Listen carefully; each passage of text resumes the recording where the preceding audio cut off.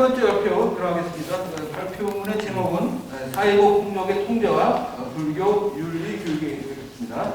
발표하신 선생님은 중앙군사대학교 교수이신 박수호 교수님과 공저라고 되어 있습니다.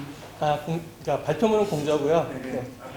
발표는 저 혼자 합니다. 그래서 발표문은 덕선여대 교수이신 김도환 교수님 두 분이 작성을 하셨다고 합니다. 30분입니다. 30분요? 저도 빨리 끝내드리면 더 좋은 거죠?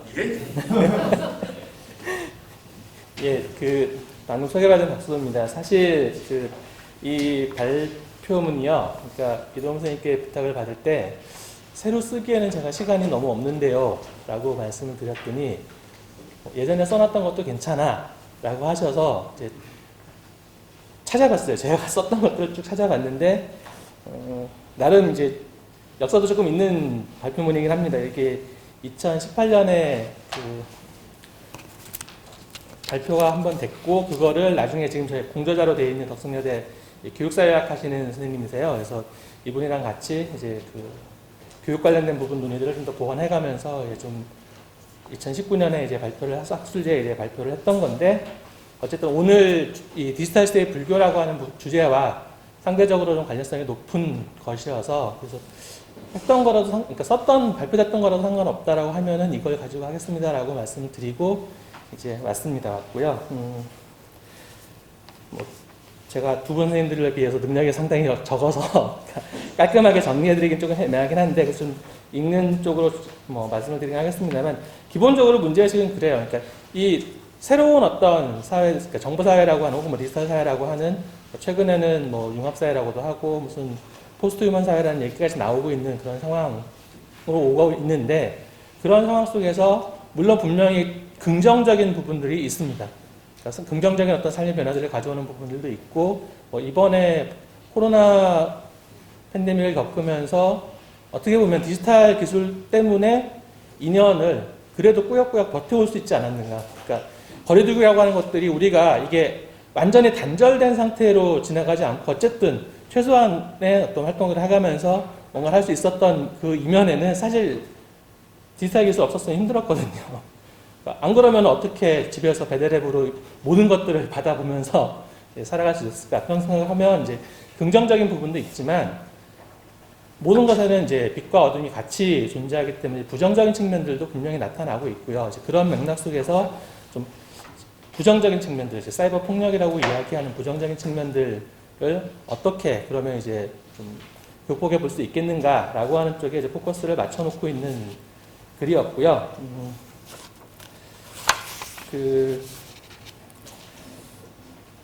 35페이지입니다. 발표문으로 보면은, 자료집으로 보면 35페이지 밑에 쪽인데요.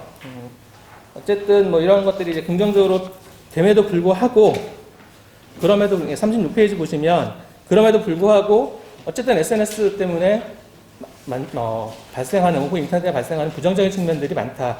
사생활 노출이라든지, 또 그로 인해서 많은 사람들이 어떤 비난, 공격, 그 다음에 만나서 얘기하면 사실은 정말 단순하고 간단한 이야기인데, 만나지 못하고, 그러니까 서로 떨어져서 얘기하다 보니까 이상하게 오해가 생기고, 그 오해가 또 심각한 갈등을 빚어내고 하는 그런 문제들, 그 다음에 이제 가짜뉴스 때문에 이제 최근에 더 심각해지고 있긴 하지만, 어쨌든 이게 확증 편향이라고 얘기를 하죠. 내가 보던 것들 중심으로 계속, 아까 이동훈 선생님께서 그런 말씀 하셨던 것 같은데, 내가 봤던 것만 보면은 그것과 연관된 것들을 계속 보여주니까 다른 건 없는 것처럼 느껴져요.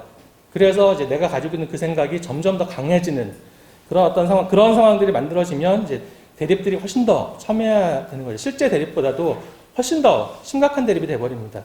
그런 것들, 그런 것들이 어떤 문제들이 이제 나타난 것이고요. 이제 그런 것들을 어떻게 이제 해결할 것인가. 그리고 특히 인터넷상에서의 어떤 갈등이라고 하는 부분들은 사실은 이제 이 말에 의한 갈등입니다. 언어에 의한 갈등이고요. 그러니까 실제로 물론 이제 현피라고 해서 그러니까 현실에 어디 있는지 다 쫓아가가지고 폭력을 하는 경우들도 있긴 있어요. 있긴 있지만 대부분은 어쨌든 댓글을 달면서 흔히 이제 얘기하는 악플을 달고 그다음에 이런저런 이제 안 좋은 사진들을 올리고 이렇게 하면서 나타나는, 대체적으로 보면 이제 온라인상에서의 폭력이라고 하는 부분들은 되게 이제 문자 폭력, 언어 폭력의 성격들이 강하고요. 그래서 36페이지부터 37페이지까지 있는 내용들은 이제 사실은 이제 어떻게 보면 좀 생소한 것일 수도 있을 것 같아요. 사실 선생님들 지금 잘 안 쓰시는 표현들이 많습니다. 그러니까 애들이 이제 줄임말 쓰는 것들 관련해서 이제 통신 언어의 특징이 이게 이제 말하면은 그냥 나가는데 써야 되면 길게 쓰기 귀찮거든요.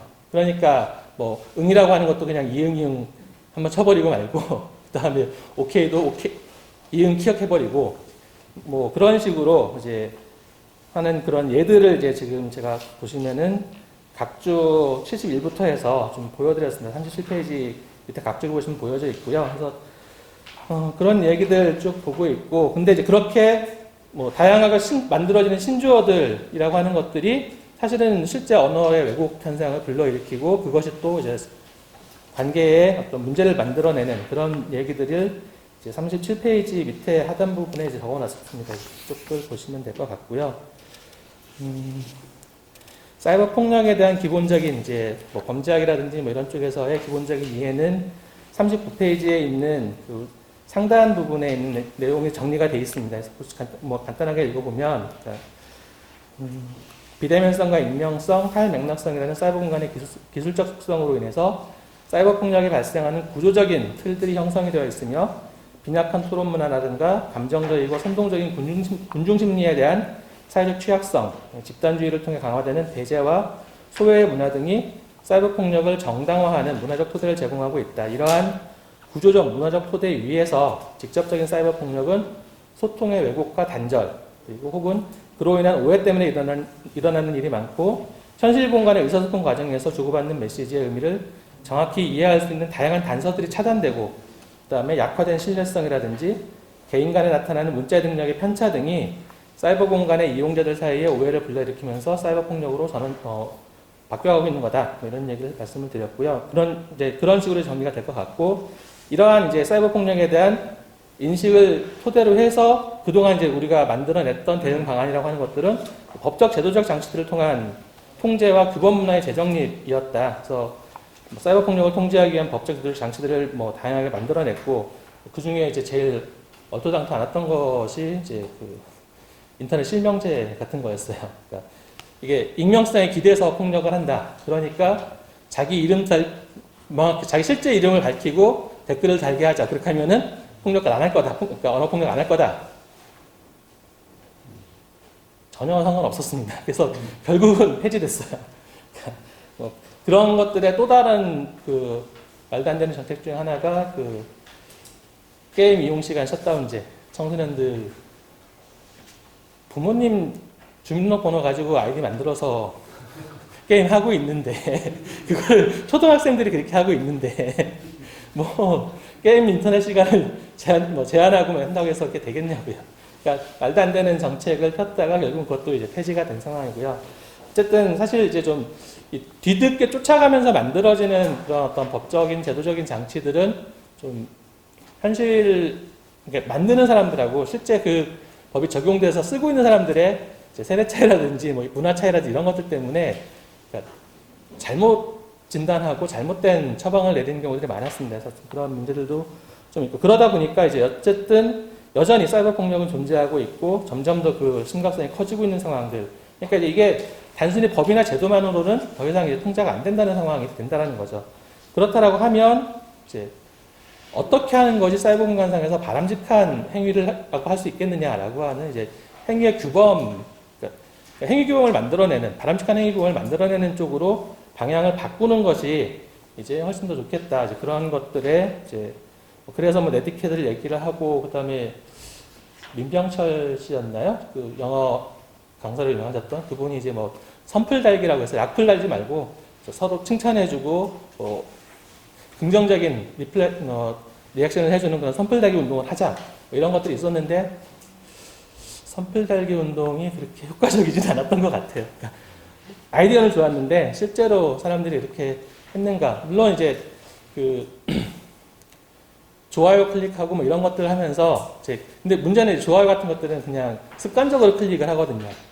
그러다 보니까 이제 사실은 이 상대방에 대해서 상대방이 써놓은 글을 읽고 거기에 대해서 공감을 해주고 응원을 해주고 하는 내 진짜 마음을 드러내주는 것이 선풀이어야 되는데 그렇지 못했던 경우들이 많아서 실제 선풀 달기가 효과를 거뒀는가라고 하는 부분에서는 저는 조금 의구심을 갖고 있긴 합니다. 어쨌든 그런 것들을 통해서 그렇게 해서라도 좀 다른 사람들과 관계를 좋게 하는 긍정적인 어떤 행위 규범을 만들어 보자라고 하는 그런 노력은 충분히 인정을 해야 된다고 생각을 하고요. 그 뒤에 얘기들은 뭐 그냥 넘어가도 될 것 같고요. 불교 얘기가 중심이니까 42페이지 가보시면 이제 두 번째 단락부터 잠깐 읽겠습니다. 사이버 공간의 실상은 이용자들에 의해서 쉼없이 축적되고 재구성되는 정보의 총체이고 항상 새로워지고 끊임없이 변화하기 때문에 어느 순간도 고정된 실체가 없는, 그래서 이제 무상이라고 하는 부처님의 가르침이 가장 잘 구현된 어떤 현실적인 어떤 우리가 관찰할 수 있는 한 대상이 이 사이버 공간이라고 얘기할 수 있을 것 같습니다. 그리고 그것에 의해서 무아라고 하는 가르침이라든지 이런 것들 때문에 불교의 교리와 내용이 이제 개념적으로 잘 구현되는 공간이 이제 인터넷 공간이라고 볼 수 있을 것 같아요. 그리고 이제 네트워크 자체가 이제 연기적인 세계를 그대로 드러낼 수 있고, 그런 점에서 이제 사실 이제 가장 친화적인, 그러니까 교리적으로 보면 가장 종교들 중에서는 가장 친화적인 어떤 성격을 가지고 있는 게 불교다라고 생각을 하고 있고, 그런 것들을 통해서 이제 조금 더 이제 그 온라인상에서의 어떤 행위 규범에 불교의 교리들을 조금 더 적극적으로 반영할 수 있는 노력들을 해볼 필요가 있겠다라고 하는 것들이 이제 그 밑에 단락에 있는 얘기들입니다. 그래서 주요한 사이버 공간의 윤리적 쟁점으로 구상한 정보 격차라든지 정체성의 혼란, 의사소통의 왜곡, 정보 공유의 딜레마, 사이버 폭력 등의 문제를 사서법, 삼법인, 13개, 보시아 회양, 팔정도, 육바라밀 같은 불교 윤리를 적용해서 해법을 도색할 수 있다고 생각을 하는데, 그것들을 이제 구체적으로 끄집어내서 적극적으로 실천을 옮기는 과정에서 이제 좀 일종의 정체가 되어 있는 거죠. 그게 조금 아쉬운 상황이긴 하고요.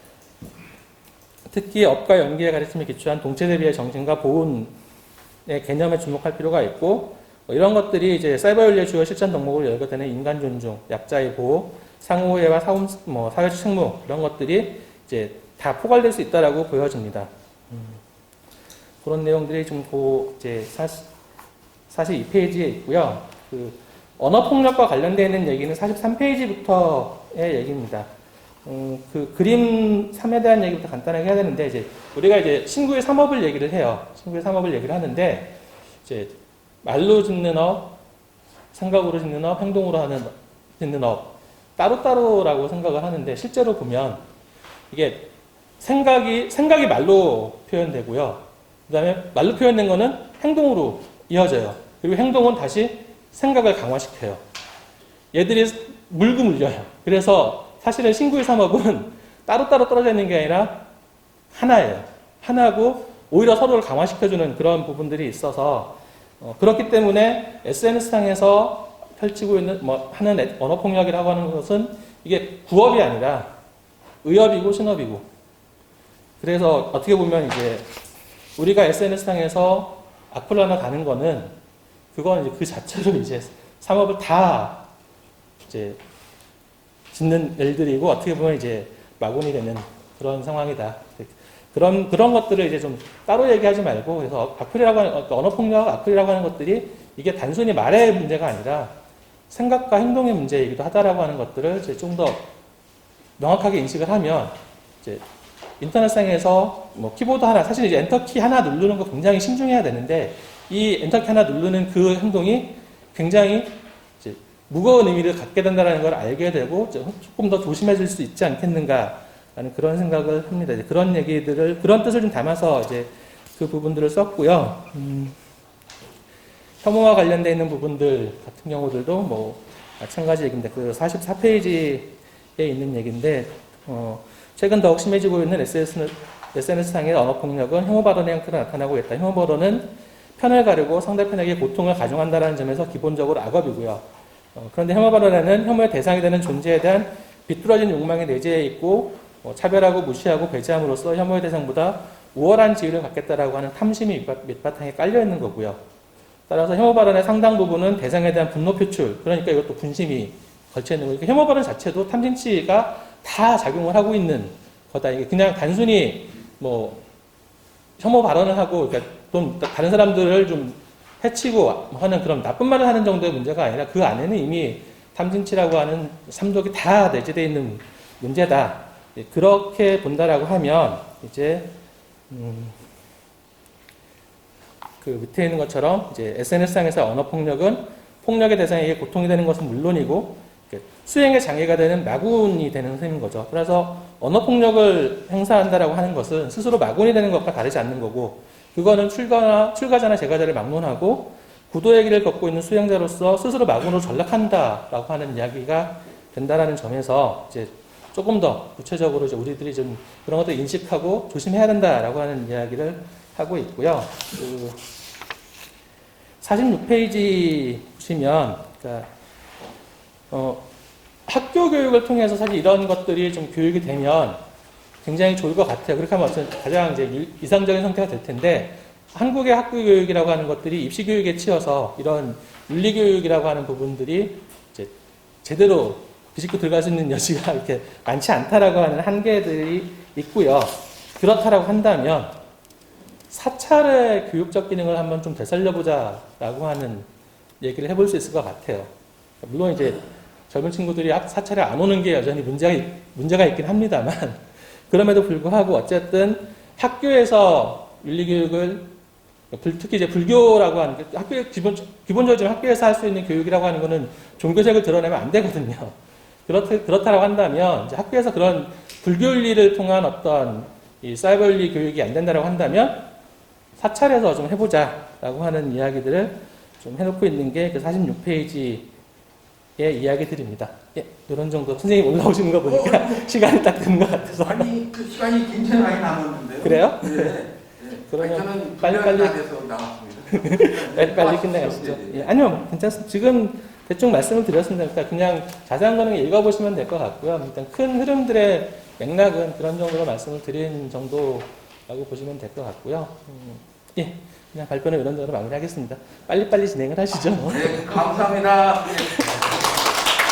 아마 가장 빠른 시간 내에 발표를 해줘서 가장 명발표라고 말씀드리고자 합니다. 네, 그럼 간단히 요약을 좀 해보겠습니다. 2장에서 SNS와 통신원의 특성을 밝히고 그것이 그 특성이 결국은 사이버 폭력으로 이어질 가능성이 있다 이렇게 말씀을 하시고요. 그럼 이 사이버 폭력을 통제할 수 있는 종교윤리 3장, 4장은 불교윤리, 5장에서는 불교 교육적 접근 이렇게 이제 구성되어 있습니다. 근데 3장 발표는 안 하셨지만 여기 보면 7가지 보편 윤리를 거론하고 계십니다. 이게 40쪽인데요. 40쪽 10줄 봐주시면 그 내용이 있습니다.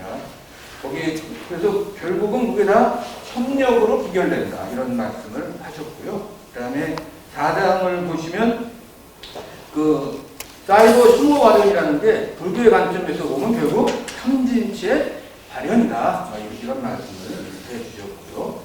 그 다음에 5장 불교 교육적 접근에서 보자면 학교 교육이 제 기능을 잘 할 수 없는 상황이니 사찰의 교육 기능을 좀 제고해보자. 그래서 이것을 위해서는 2가지 과제가 필요한데요. 그래서 사이버 공간과 그 사회적 효과에 대한 명확한 인식이 요구된다는 게 하나고요. 46쪽 밑에 2번째 단락이 있는 말씀입니다.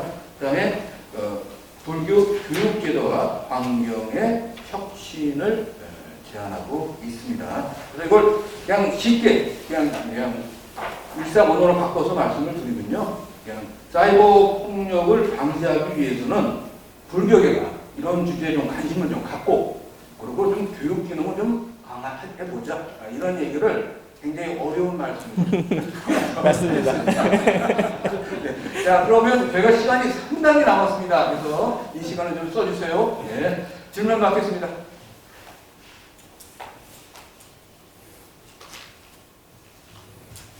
예, 예. 그 사찰에서의 교육적 기능을 제대로 볼 필요가 있다 이렇게 말씀하셨는데요. 예. 그렇다면은 사찰에서의 그런 교육적인 걸 하느라 어떤 프로그램이나 이런 게 있어줘야 되잖아요. 근데 그런 거에 대해서는 생각하시는 건가요? 그러니까 솔직히 말씀을 드리면은요, 그러니까 프로그램이 있어야만 교육이 된다라고 생각하지는 않아요. 그러니까 지금 앞에 동출 스님 계신데 전에 진관사 갔을 때 잠깐 뵌 적이 있었는데, 그러니까 진관사 오실 때 주말에 오실 때 이제 항상 주머니에 사탕 잔뜩 넣어가지고 오셔서 올라가는 아이들한테 사탕 주시면서 이제 부처님 얘기 한 말씀씩 해주셨거든요. 그런 과정, 그런 거 하면서 한마디씩 해주는 거가 훨씬 더 저는, 그러니까 법회 형식의 혹은 뭐 교육 형식의 프로그램을 통해서 뭐 이렇게 해야 된다, 저렇게 해야 된다라고 하는 것보다는 그냥 좋은 말 저기 하고 뭐 이런 식으로 얘기해 주는 게 훨씬 더 낫다라고 생각을 해요. 그런 점에서 이제 좀, 어떤 구체적인 프로그램을 가지고 해야 된다. 사실 지금 프로그램을 얘기하기 힘든 이유가 뭐냐면요.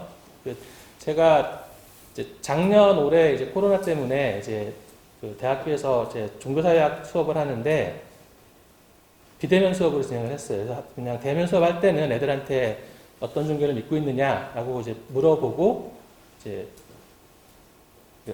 다른 종교 학생들이 많으면 이제 제가 좀 이제 말조심을 해야 되니까 이제 제일 처음 시작할 때 이제 그 얘기를 물어보고 시작을 하는데 이번에는 비대면 상황이었으니까 그걸 못해서 애들한테 이제 학생들한테 너네들이 지금 가지고 있는 종교가 뭐냐, 그리고 왜 그 종교를 믿게 됐느냐, 혹은 종교를 안 가지고 있으면 왜 종교를 안 갖게 됐느냐, 그리고 앞으로 혹시 종교를 갖게 될 수 있는 여지가 있다고 생각을 하느냐, 이거에 대해서 좀 한 A4 2장 정도로 간략하게 이제 레포트를 써서 좀 내라라고 해서 레포트를 받아봤어요. 한 30, 40명 정도 레포트를 받았던 것 같아요.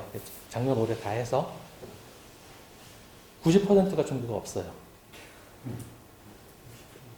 그러니까 대학교 2학년, 3학년 요즘 요 학생들이거든요. 그러니까 20대 초반 학생들인데 90%가 종교가 없고, 종교가 없는 그 친구들이 종교를 안 갖게 된 가장 기본적인 이유가 자기들이 지금까지 살아오는 동안 종교가 필요 없었대요. 그리고 앞으로도 내 삶에서 종교가 굳이 필요 없을 것 같다. 그래서 종교를 믿지 않을 것 같다. 라고 하는 이야기들이 그 90%의 종교를 안 가지고 있는 학생들의 또 90% 정도가 그런 답을 해놓고 있더라고요. 결과적으로 지금 우리가 사찰에서 이런 교육 프로그램을 운영을 하기 위해서는 그 교육 프로그램에 참여해야 될 학생들이 필요로 하는데, 학생들이 사찰에 오지 않는 상황이라고 한다면 프로그램을 만들어서 운영하는 것 자체가 사실은 절에도 부담이고 스님들한테도 부담이고, 그렇기 때문에 저는 오히려 그러니까 절에 오시는 신도분들한테 이런 이야기를 스님들께서 그냥 편안하게 혹은 차담을 하면서 혹은 법문을 하시면서 이런 이야기들을 자연스럽게 해주시고, 그리고 그 얘기를 부모님들이 집에서 자녀분들이랑 얘기할 시간이 많지 않음에도 불구하고 잠깐 이야기를 해주는, 그렇게 하는 것이 훨씬 더 현실적인 상황이라고 생각을 합니다. 그러니까 사찰이라고 하는 것에서 어떤 교육 프로그램을 운영한다기보다는 사찰에서 스님들께서 혹은 뭐 신도분들이 서로가 우리가 지금 살아가고 있는 이 디지털 시대라고 하는 것이 가지고 있는 뭐 부정적인 측면들, 뭐 저는 이제 언어폭력을 예로 들었지만 부정적인 측면들이 있을 때 이게 불교적으로 보면 이런 것 같다라고 하는 이야기들을 좀 서로 나누고, 그리고 그것들을 집에 가서 자녀들한테 뭐 간단하게라도 해주고, 혹은 요새는 사실은 가족 단위로 카톡방들 많이 올리거든요. 그러니까 카톡방에 누가 올렸을 때 뭐 흔히 이야기한다면 이제 뭐 언어폭력까지는 아니에요. 가족방이니까 언어폭력까지는 안 모르겠지만 약간 좀 오해하기 쉬운 그런 어떤 이야기가 하나 올라왔다 그렇게 하면은 거기에서 짤막하게 이런 얘기를 좀 해주고, 그렇게 해서 일상적으로 그냥 접할 수 있게끔 해주는 것이 훨씬 더 낫다라고 생각을 합니다. 그렇다면 그 부분은 그냥 그러면 상담실 역할, 상담자의 역할을 좀 더 스님들께서 해주신다고 하면 더 유용하게 작용할 것 같다는 생각이 드는데요. 예, 저는 스님들께서 좀 적극적인 역할들을 좀 해주셔야 된다고 생각을 해요. 이런 부분에 있어서는. 그러니까 이게 이제 꼭 이 언어폭력에 대한 문제뿐만이 아니라, 그러니까 스님들, 뭐, 제가 스님들하고 같이 생활을 하고 있긴 하지만 학교에서 그러니까, 그렇긴 한데, 그래서 스님들 생각을 조금 이렇게 듣는데, 그러니까 세속에 끄달리기 싫어서 출가했는데, 내가 계속 여기서 학교까지 와가지고 출가까지 해서 출가해서까지 내가 세속에 그렇게 관심을 가져야 되느냐라고 말씀들을 하고 계시긴 하는데 그래도 포교를 그러니까 쉽게 얘기하면 이제 선방 계속 가실 스님들한테는 아무 소리 안 해요. 근데 이제 그게 아니라 이제 나는 좀 포교 일선에서 좀 활동을 하고 싶어하는 그런 생각을 하시는 혹은 이제 지금 저희 승가대에도 이제 뭐 대학원도 그렇게 해서 상담 쪽 관련돼서 공부하시는 스님들이 많이 계시거든요. 그런 분들한테는 이야기를 하죠.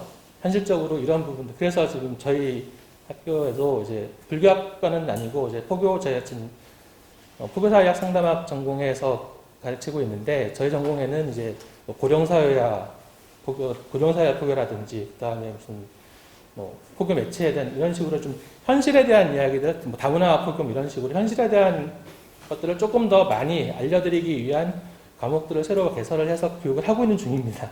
노력을 하고 있습니다. 제가 이해하기로는요, 그 프로그램이 필요 없다는 게 아니라 지금 프로그램보다 더 기초적인 게 요구된다. 뭐 이런 말씀을 드리죠. 예, 듣기만 하시죠. 예. 아니, 더 하실 말씀은 없으신 거예요? 아, 네. 아니, 그러니까 중요한 이제 역할, 승가대 교수님이시라서 더더욱 그 부분을 좀 더 이제 인지하고 계셔서 제 개인적인 생각은 전 사찰의 상담실화하면서 모든 스님께서는 상담자 역할을 충분히 요즘에는 해주셔야 된다고 생각하거든요. 왜냐하면 요새는 디지털이 보편화되는 시대이기 때문에 정서적인 부분이 이 부분이 이제 좀 헤쳐져 있다 그러면 안정되지 않으면 문제가 커지거든요. 여기서 말씀하시던 그런 문제들이 커지기 때문에 이제 사찰에서는 스님들이 내가 뭐 세속을 떠나서 이 차원 아니고 예. 그러니까 그런 인지를 지금 많이 하고 계셔서 네. 스님들 생각도 좀 어쨌든 그러니까 선방에 계신 스님들, 수자 스님들 말고 일단은 일선 포교당에 포교 현장에 나와 계신 스님들은 많이들 바뀌어 있고 바뀌어야 된다라고 스스로 지금 쫓기고 계세요. 그래서 계속 그러니까 뭐 불교 상담 개발원에서 상담 프로그램 따로 또 더 공부를 하시고 계시고 동대 뭐 저희 학교에서 상담 관련된 그런 교육들이 굉장히 많이 일어나고 있고 굉장히 적극적으로 나서시고 계시고 그런 점에서 이제 스님들의 생각이 조금씩 바뀌고 있다라고 하는 거는 분명한 것 같아요. 제가 그 승가대 강의는 2001년부터 시작을 했는데요. 2001년에 승가대 강의할 때 제일 처음 했던 강의가 정보사회학 포교였으니까 인터넷 포교 방법론이었어요. 그때 강의할 때 스님들께서 어떤 말씀 하셨냐면 아까 제가 말씀드렸던 그 얘기 수행하는 사람이 컴퓨터가 왜 필요해? 휴대폰이 왜 필요해? 그 말씀 하셨거든요. 근데 지금은 뭐 페이스북 할 때 어떻게 하면 사람들 이게 패션이 늘어나느냐 이런 거를 물어보세요. 스님들께서. 그러니까 스님들 생각도 지금 많이 바뀌어 있긴 합니다. 예, 질문해 주시죠. 이제 그 젊은 학생들이 종교가 필요치 않다는 그래도 너무 충격적인데요. 혹시 그 학생들께 그 종교가 필요치 않는 그 동기에 대해서도 물어보셨나요? 동기라고까지는 아니었는데, 그러니까 왜 필요하지 않는지에 대한 이유는 같이 좀 적어달라고 얘기를 했었어요. 얘기를 했었고, 그 친구들이 일단은 이제 제일 컸던 거는 이제 학교 공부라고 하는 부분들 하고, 그 다음에 어쨌든 이제 지금 젊은 친구들한테 계속 강조가 되고 있던 것들은 이제 이성적인 합리주의라고 하는 큰 흐름들이었던 것 같아요. 이제 그 틀 속에서 종교라고 하는 것들이 이제 어떻게 보면 이제 자기들하고 직접적으로 관련이 없었던 거예요. 그러니까 나이 드신 분들은 이제 죽음의 문제라든지 이런 것들이 이제 결합되어 있으니까 종교라고 하는 것들에 대해서 조금이라도 좀 의미부여를 하고자 했는데 실제로 이제 학생들 같은 경우에는 그런 거에 대한 동기부여가 전혀 안 돼 있는 거죠. 그리고 그 다음에 이제 또 거기에 중요한 거는 이제 안 그래도 그저께인가 어제 그 인터넷에서 뉴스 보고 이제 놀랐는데 그 OECD 12개인가 10몇 개 국가에서 이제 행복 요인 어떤 것이 이제 가장 행복하냐라고 하는 그런 조사 결과가 발표된 게 있는데 우리나라 사람만 돈이에요. 그러니까 1등은 건강이고요. 우리나라 사람들만 돈이 중요하다요. 유일했어요. 그 조사했던 전체 나라들 중에서 1등이 돈으로 나왔던 거는 이제 우리나라밖에 없습니다. 그러니까 지금 한국 사회가 이제 사실은 이제 생존의 문제를 벗어났다라고 생각을 했는데 80년대 혹은 뭐 90년대 이후에 이제 절대적인 생존의 문제는 벗어났다, 절대 빈곤은 벗어나서 이제 생존의 문제는 크게 신경을 안 쓴다라고 저희들이 이제 생각을 하고 있었는데 IMF 그다음에 2000년대 초중반의 경제 위기들을 겪어가면서 한국 사회가 지금 다시금 그러니까 생존이라고 하는 것들이 제일 첫 번째 화두로 올라와 있는 거 아닌가. 그런 상황 속에서 애들은 어떻게 하면 더 좋은 성적을 받고 더 좋은 학교를 들어가서 생존할 수 있는가. 이게 지금 자기들 젊은 친구들이 머릿속에 박혀있기 때문에 거기에 다른 얘기가 들어갈 수 있는 여지가 없는 상황인 것 같아요. 일단 제가 느꼈던 건 그렇습니다. 네. 예, 또, 예, 질문해 주십시오. 발표 잘 들었습니다. 저기 이제 꼼꼼하게 단점을 읽어보지 못해서 조금 생뚱맞은 질문이 될지는 모르겠지만 우선 제목이 사이버 폭력의 통제와 불교 윤리 교육 하셨거든요. 예. 이제 그러면 예를 들어서 물론 여기 이제 윤리 교육이라는 게 일반 윤리 교육이라고도 할 수 있겠고 여기 종교 윤리가 들어가고 그다음에 불교 윤리 이렇게 들어가 있는데 사이버 폭력을 통제하고 극복하기 위해서 왜 굳이 불교적인 윤리가 필요한 것인지 일반적인 윤리나 또는 뭐 기독교 윤리나 이것으로 되지 않고 그래서 굳이 제목을 이렇게 불교 윤리 교육으로 잡으신 어떤 아이디어 그게 뭐 있으실 것 같은데 예, 예. 얘기해 주시면 좋을 것 같아요. 그 부분이 이제 아까 그 발표문 상에서는 좀 압축적으로 지나갔는데 사실 이 페이지에 이제 간단하게 밝혀놨습니다. 그러니까 다른 논문들에서 이미 예전에 썼던 다른 논문들에서 얘기를 했던 건데 그러니까 사이버 공간이 가지고 있는 그 발현 형태라든지 특성이라고 하는 것들이 이제 불교적 세계관과 굉장히 밀접한 불교적 세계관이 잘 드러나는 어떤 뭐 실체는 아니지만 불교적 세계관이 잘 드러나서 불교적 세계관을 온전히 이해하기 쉬운 그런 어떤 모습이 사이버 공간의 모습이고 그렇기 때문에 불교의 다양한 이제 뭐 팔종도니 뭐 이런 다양한 어떤 불교 윤리들이 이제 사이버 공간상에서 나타나는 행위들에 적용될 수 있는 가능성들이 훨씬 더 높다. 그리고 이제 다른 종교들 같은 경우에는 그러니까 뭐 그냥 개신교 말씀을 드리면 개신교는 사실은 이 과학기술에 대해서 굉장히 이제 상반된 입장을 드러내요. 그러니까 어떤 부류에서는 그러니까 인터넷에 배우에 666에 악마가 있다. 그래서 인터넷은 아예 접근하면 안 된다라고 하는 극단적인 배격의 입장이 있고 또 어떤 한쪽은 여기는 그야말로 돈도 안 들이고 노력도 덜 들이면서 온 세계 모든 사람들한테 선교할 수 있는 곳이다. 선교하는데 여기만큼 좋은 데 없다. 그러니까 무조건 들어가서 선교하자라고 적극적으로 달려드는 그러니까 이런 상반되는 입장이 드러내고 있는 게 근데 이제 거기에 대해서 이제 사이버 공간에 이제 자기들 교리학 자기들이 보는 세계관하고 사이버 공간 특성하고의 관계성은 열애로 치고 그냥 들어가서 적극적으로 선교하자라는 사람들도 있고 이건 안 된다라고 보는 입장도 있는데 불교는 불교적 세계관으로 놓고 보면 사이버 공간이라고 하는 것들이 불교적 세계관을 잘 드러내고 있는 것 그러니까 불교적 세계관과 사이버 공간의 친화성이 되게 높다라는 점 그렇기 때문에 불교윤리라고 하는 것들을 조금 더 적극적으로 재해석해서 좀 적용시켜보면 좋겠다라는 게 이제 제 의도였습니다, 선생님.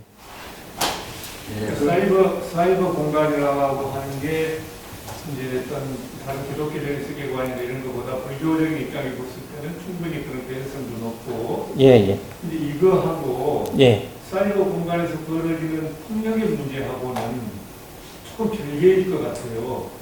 그러니까 예를 들면 그 사이버 공간이라고 하는 게 불교적 세계관과 상당히 이게 부응하기 때문에 예를 들면 예. 그럼 그렇기 때문에 사이버 폭력이 일어났다라고 하는 것도 예를 들면 불교적 세계관하고 연관이 있는 거냐 이렇게도 얘기가 될 수가 있거든요. 그러니까 지금 어떤 사이버 공간의 특성이라고 하는 것하고 그거는 사이버 폭력이라고 하는 것을 어떻게 우리가 효율적으로 통제할 수 있는데 그것을 하는 것은 여기 조금 뭔가 이 부분을 조금 더 이렇게 명쾌하게 얘기를 해주시는 게 좋을 것 같아요. 그 사이버 공간이라고 하는 어떤 특성만 가지고는 사이버 폭력이라고 하는 거하고 얼마나 동시에 관련성이 있는지 하는 것들은 조금 더 제고가 필요하지 않는가. 그래서 이 제목 자체가 일단 뭐 그런 게 조금 들어와요. 예, 알겠습니다. 그 부분은 좀 더 고민해 보겠습니다, 선생님. 예. 그러니까 아까 질문하신 거 제가 이해하기로는 처음에는 왜 불교 윤리인가에 대한 네. 설명은 좀 부연 설명을 잘 하신 것 같은데 그 다음 질문은 조금 더 까다롭네요. 너무 이렇게 까다로운 질문은 네, 저희가 이제 사실은 이제 10분이면 저희가 쉬는 시간이 또 이제 기다리거든요. 그래서 종합토론이 있기 때문에 종합토론 때 또 많이 못 살게 보십시오. 예. 저 살 빠지면 안 되는데요. 예, 여기서 발표를 마치겠습니다. 예.